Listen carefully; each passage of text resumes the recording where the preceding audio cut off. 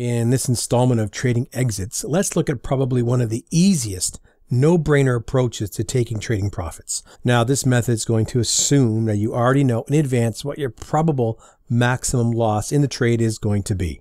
Now, why do I say probable? Because these orders are placed in the market, assuming that you do place them in the market, as stop orders. However, they act as limit orders as they are waiting at a set price to execute.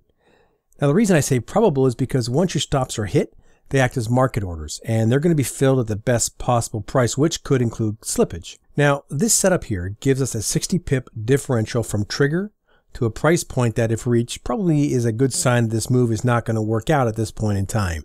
Now, what we're going to do is simply use one or more multiples of our risk to determine profit-taking points in the move. Now, the key point is to ensure that you have your initial profit target in the queue, because in centralized market, orders are filled in a first in, first out basis. It would be tough to see your price reach your target, not get filled, and then head against you.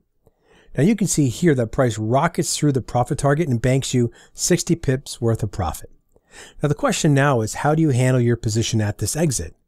Partial profits, all out, or trail your stop? If partial profits is your plan because you want a runner, how much did you scale out? If you scaled out, did you move your stop? Do you have another profit target in mind for the remaining position?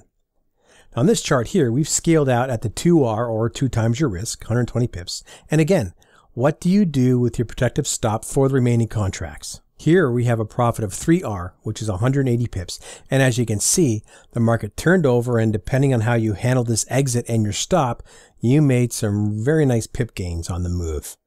Now, I want to point out something on this chart though. So direct your eyes to the green highlight. When you see momentum moves like this, ensure that you keep your eyes open for weakness in the market.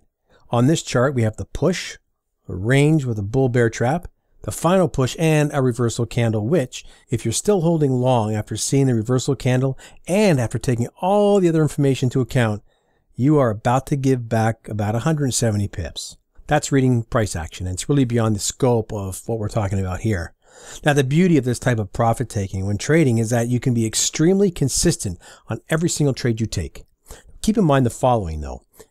You got to test this on any market that you trade. You can add qualifiers, such as a first target must be below a structure of support or resistance. You can have trading rules dictating what to do with your stop. Once you've tested it and you've worked out all the details, the key point is to do it consistently on every single trade. Without consistency and changing your rules on the fly, you're going to find it very difficult to find much success in trading.